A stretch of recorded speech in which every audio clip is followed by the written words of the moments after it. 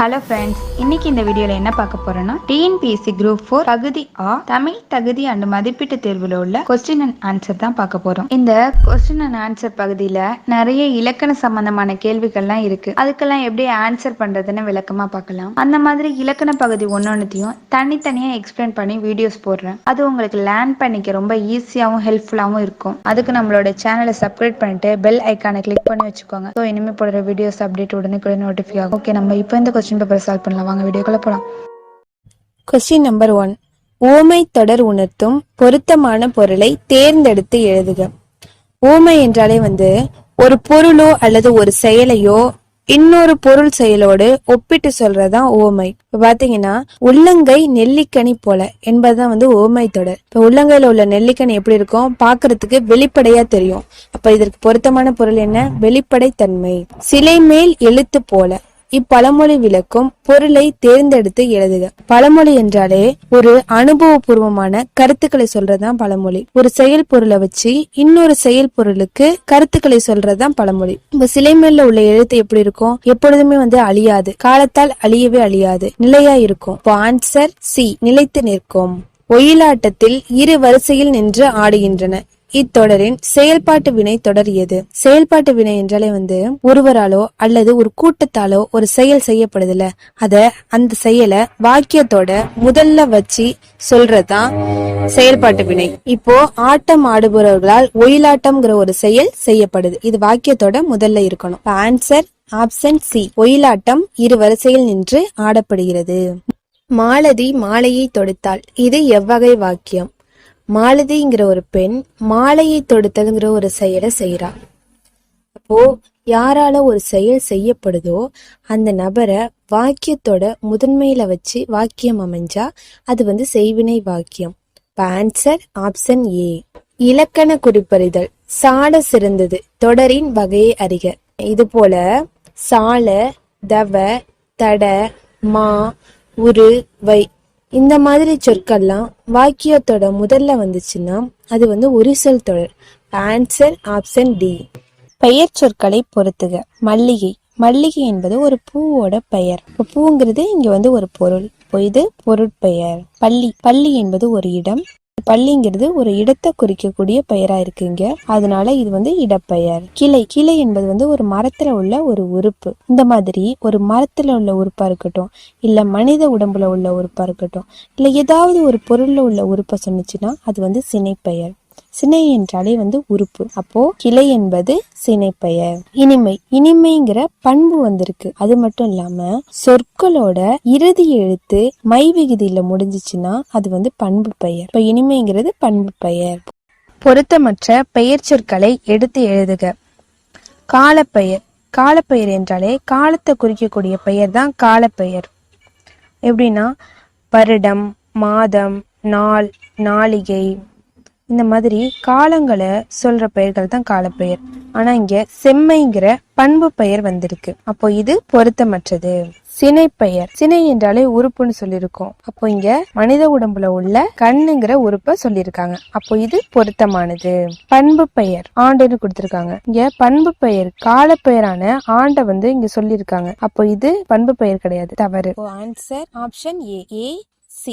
கேள் என்னும் வேர்ச்சொல்லின் வினையெச்சத்தை தேர்ந்தெடுக்க. கேள் என்பது இங்க வேர்ச்சொல். வினையெச்சம்னா ஒரு சொல்லோட இறுதி எழுத்துல ஊ அல்லது ஈங்கிற விகுதியில முடிஞ்சிருக்கும். அப்படி இருந்தாதான் வினையெச்சம். இப்போ கேட்டுங்கிறதுல டூ என்னும் இறுதி எழுத்து இருக்கு. இதை பிரிச்சோம்னா இட்டு கூட்டல் ஊன்னு பிரிப்போம். இப்போ ஊங்கிற விகுதியால முடிஞ்சிருக்கு. அப்ப கேட்டு என்பது வினையெச்சம். அப்ப ஆன்சர் ஆப்ஷன் ஏ. தனிந்தது என்ற சொல்லின் வேர்ச்சொல்லை எடுத்து எழுதுக. வேர்ச்சொல் என்றாலே ஒரு சொல்லோட அடிப்படை சொல் தான் வேர்ச்சொல்னு சொல்லுவோம். இப்போ ஒரு சொல்லில் இருந்தா பல சொற்கள் உருவானுச்சுன்னா அந்த அடிப்படையான சொல் தான் வேர்ச்சொல். இப்போ தனிந்தது அப்படிங்கிற சொல்லோட அடிப்படையான சொல் எது? தனி. அப்போ இதுதான் ஆன்சர் ஆப்ஷன் ஏ. தருக என்ற சொல்லை கண்டறிந்து எழுதுக. தருக என்னும் சொல்லின் அடிப்படை சொல்லியது தா. அப்போ இதோ வேர்ச்சொல் தா. Answer so. ஓரெழுத்து ஒரு மொழிக்குரிய பொருளை கண்டறிந்து எழுதுக. ஒரு எழுத்து ஒரு பொருளை தருவதுதான் ஓரெழுத்து ஒரு மொழி. இப்ப சோ என்னும் சொல்லுக்குரிய பொருள் என்னன்னா மதில். Option C. மா என்னும் ஓரெழுத்து ஒரு மொழிக்குரிய பொருளை கண்டறிந்து எழுதுக. மா என்னும் எழுத்துக்களோட பொருள் வந்து பெரிய. Option A. பறவை இச்சொல்லுக்குரிய பொருளை கண்டறிந்து எழுதுக. பறவை என்னும் சொல்லுக்குரிய பொருள் கடல். Option B. மரபு பிழைகள் அற்ற தொடரை குறிப்பிடுக. எல்லா ஆப்ஷனையும் பார்ப்போம். கூகை கூவும், இது தவறானது. குயில் தான் வந்து கூவும். கூகை குணுகும், தவறானது. புறா தான் வந்து குணுகும். கூகை குளரும், சரியானது. கூகை அலரும், தவறு. ஆந்தை தான் வந்து அலரும். அப்போ ஆன்சர் ஆப்ஷன் சி, கூகை குளரும். சந்திப்பிழையற்ற தொடரை கண்டறிக. இதுக்கு ஆன்சர் பாத்தீங்கன்னா ஆப்ஷன் டி. வேலை வாய்ப்புகளில் கணிசமான மாற்றங்களை செயற்கை நுண்ணறிவு கொண்டு வர போகிறது. இப்போ மாற்றங்களைன்னு சொல்லோட இறுதியில இச்சுங்கிற ஒற்று வந்திருக்கு. அது போல கொண்டு வர போகிறதுங்கிற சொல் நடுவுல வந்து இப்புங்கிற ஒற்று வந்திருக்கு. இது மற்ற வாக்கியங்கள் எல்லாம் வந்து வரல. இதுதான் வந்து சரியானது, மற்றதெல்லாம் வந்து தவறானது. குற்றியலுகரம் அடிப்படையில் பொருந்தா சொல் கண்டறிக.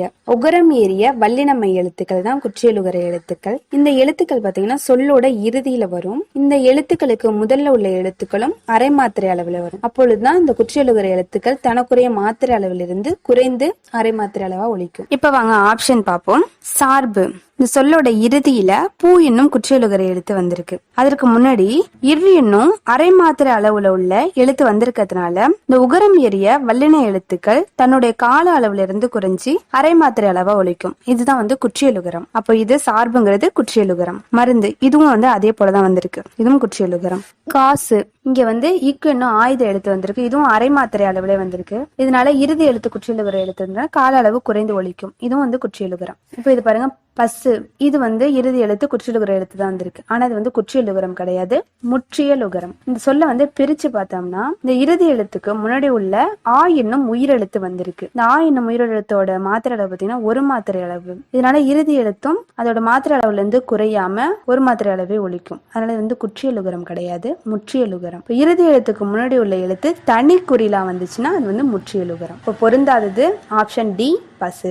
பொருத்தமான சொல்லை கண்டறிக. இப்போ அந்த ஆப்ஷன்லாம் பார்த்தோம்னா மோனை, எதுகை, இயல்பு, இதெல்லாம் வந்து செயல் அடிகள்ல வரக்கூடிய ஒரு அமைப்பு. இது மூணும் வந்து பொருந்தக்கூடியது. இசைவு, இசைவு என்பது வந்து ஒரு அகரமுதலி. இது வந்து பொருந்தாதது. இப்போ ஆன்சர் வந்து ஆப்ஷன் சி. பொறுத்துக. சோறு உண்டான், பால் பருகினான், பழம் தின்றான், நீர் குடித்தான். Answer option C. பொறுத்துக. இதுல வந்து தமிழ் எண்களுக்கு பொருத்தமான எண்கள் கொடுத்திருக்காங்க. இதை வந்து நம்ம மேட்ச் பண்ணணும். இதுதான் வந்து தமிழ் எண்களும் அதற்கு பொருத்தமான எண்களும். இப்ப வாங்க ஆப்ஷனை பார்ப்போம். 8, 7, 6 இந்த இருக்குல்ல, இது 4, இதுதான் வந்து ஆன்சர். 5, 4, 3 மூணாவதா இருக்குல்ல, இதுதான் வந்து 3, 2, 1 அந்த இரண்டாவதா இருக்குல்ல, அதுதான் ஆன்சர். 3, 6, 9 முதல்ல இருக்கிறது. இப்போ ஆன்சர் பார்த்தீங்கன்னா ஆப்ஷன் சி. பண்டைய காலத்தில் யோகம் பயின்று அறிவு நிரம்பியவர்கள் யாருன்னா சித்தர்கள். உழவர் பாட்டு என்று அழைக்கப்படும் நாட்டுப்புற பாட்டு. நாட்டுப்புற பாட்டுல உழவர் பாட்டு என்று அழைக்கப்படும் பாட்டு வந்து பல்லு பாட்டு. Answer C. பரதன் என்ற இயற்பெயரை கொண்டவர் வந்து காலமேக புலவர். Option C. மரமும் பழைய குடையும் ஆசிரியர் வந்து அழகிய சொக்கநாத புலவர். இந்த பாடல் பாத்தீங்கன்னா இது வந்து ஒரு ஸ்லேடை பாடல். மீத இருக்கிற கொஸ்டின்லாம் வந்து நெக்ஸ்ட் வீடியோல பார்க்கலாம். இந்த வீடியோல இருக்கிற கொஸ்டின்ல வந்து உங்களுக்கு எதுவும் டவுட்ஸ் இருந்தா அதை வந்து கமெண்ட்ல சொல்லுங்க. Okay, see you soon guys.